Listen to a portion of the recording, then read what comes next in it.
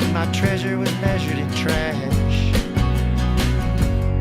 I surveyed my kingdom and I sold it on for scrap. And when the penny dropped, I picked it up off the ground. Bet on a long shot, headed uptown. The venerated vendors laid their hoodoo on the street. I came up resurrected, but not refugeed. And the Magdalene girls, they threw roses at my feet, saying that I'd always be the high priest of larceny.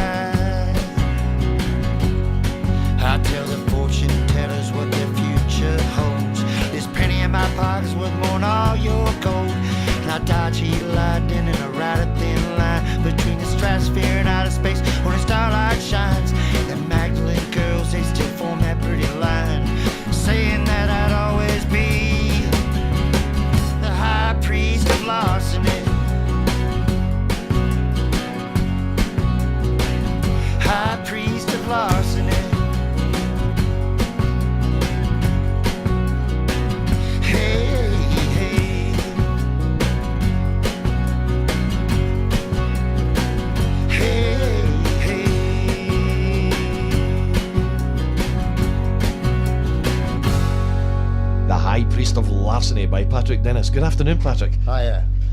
Great stuff. Thank you, thank you. And that's a track from the new album, which you were hoping to have in your hands today. It's called Blessings and Curses.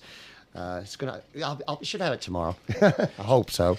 Should have it tomorrow. It's one of the things you're just dying to get that finished product into your hands. Absolutely. So you can get out. Well, tell us a bit about the album and how it's developed. Well, last year, just after I released my first CD, Mystery Train to Infirmary Street, a guy named Adam Holmes approached me and said, I want you to come around and have a look at our studio.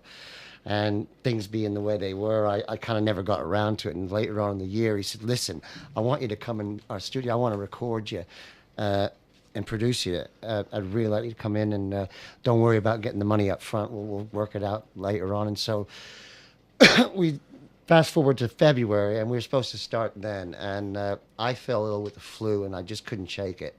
So I was originally supposed to go in the studio with a band called Old Dollar Bill backing me up on most of the tracks. Unfortunately, I had to delay the start of recording till the end of March, and our schedules no longer jibe. So Adam and I both sort of got our heads together and got together some other musicians to join us and to make the CD.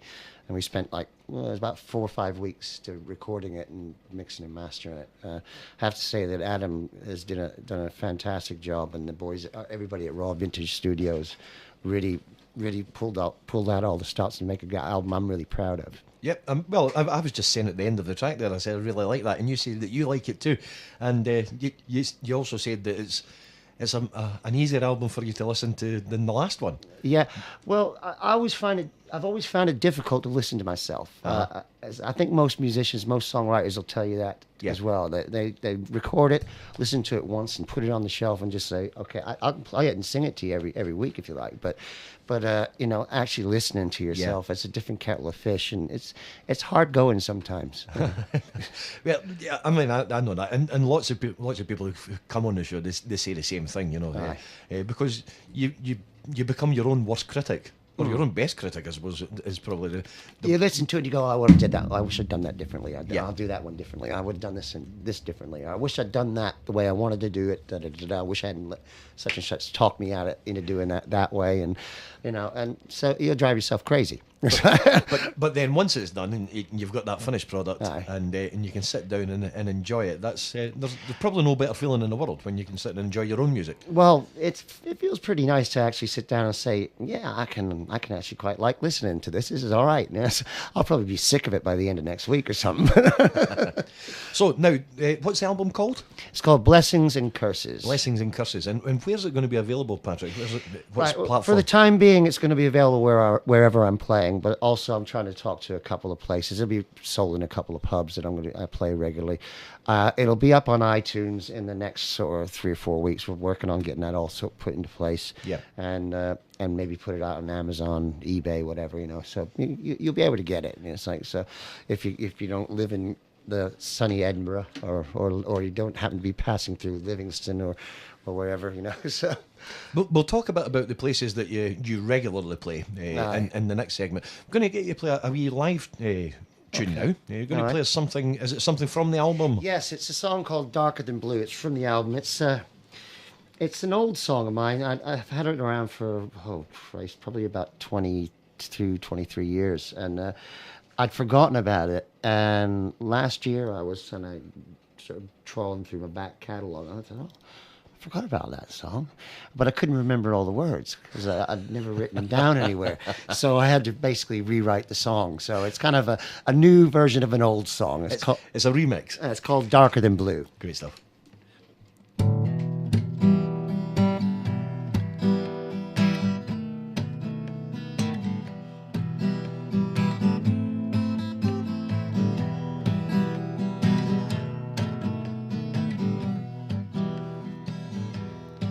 Well, I would jump into the river tonight, but don't you know that river's gone and run dry? Not much else neath this crazy moon except for feeling darker than blue. Oh, Lord, what's a poor boy to do? I've been here before and you know that it's true. Sun goes down and up comes the moon. I'm feeling darker than blue.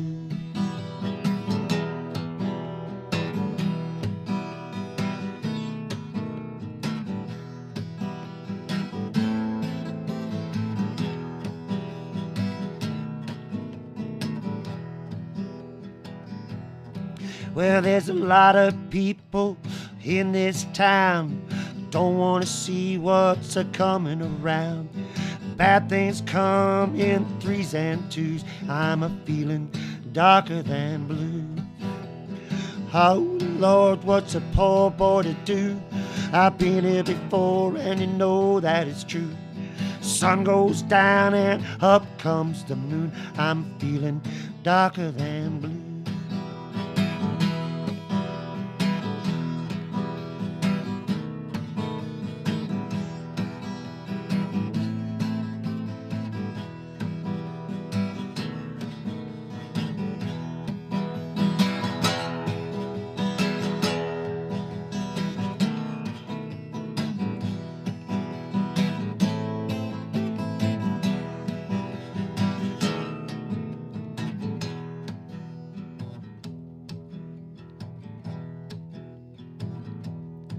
The devil said you can leave here anytime. I said no thanks, Satan, I think I'll stick for a while.